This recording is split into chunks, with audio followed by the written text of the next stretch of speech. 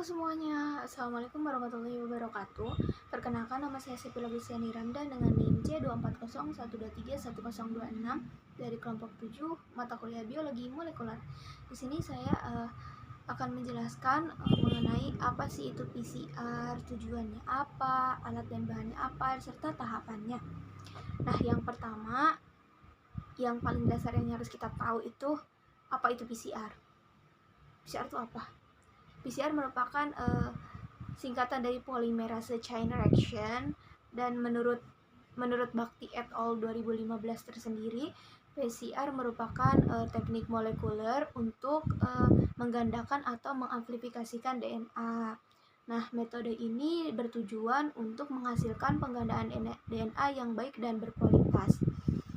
Adapun kelebihan dari PCR tersendiri itu dia bisa menghasilkan hasil yang cepat dan akurat, terus spesifik, dan juga sampel yang dibutuhkan itu sedikit namun nanti hasilnya banyak gitu. Nah, ada pula alat dan bahan yang digunakan dalam PCR ini tuh seperti yang pertama adalah pipet, terus ada mikrotube, terus centrifuge, dan yang lainnya. Dan untuk bahannya tersendiri ada H2O sebanyak 4,5 ml, terus ada TAQ sebanyak 12,5 ml, dan primer 1,5 ml, terus sampel 5 ml. Nah, di sini yang akan aku highlight itu bahannya yang kita gak tahu itu primer. Nah, primer tersendiri menurut Das and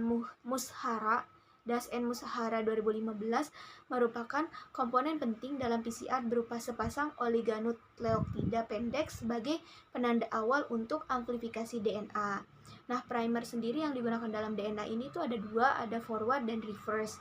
Nah, untuk forward primer merupakan primer untuk mengikat pada untaian DNA yang berorientasi ke arah yang sejalan, yaitu gak berlawanan gitu loh dia. Terus untuk reverse primer ini merupakan sintetis primer DNA dengan menambahkan nukleotida secara berlawanan dari primer forward yang searah tadi gitu. Jadi kebalikanlah. Terus setelah alat dan bahan, nah kita harus tahu gimana sih cara bikin PCR ini tuh. Nah, tahapan dari PCR tersendiri itu terbagi menjadi ada 6. Yang pertama itu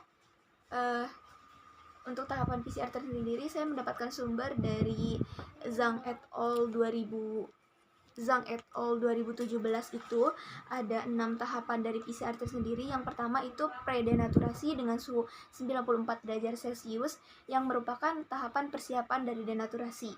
Yang kedua, denaturasi yang bersuhu 94 sampai 95 derajat Celcius itu merupakan pemanasan sampel untuk memisahkan ikatan hidrogen antara basa nitrogen dan melunturkan fosfat sehingga untai DNA ganda dapat terpisah.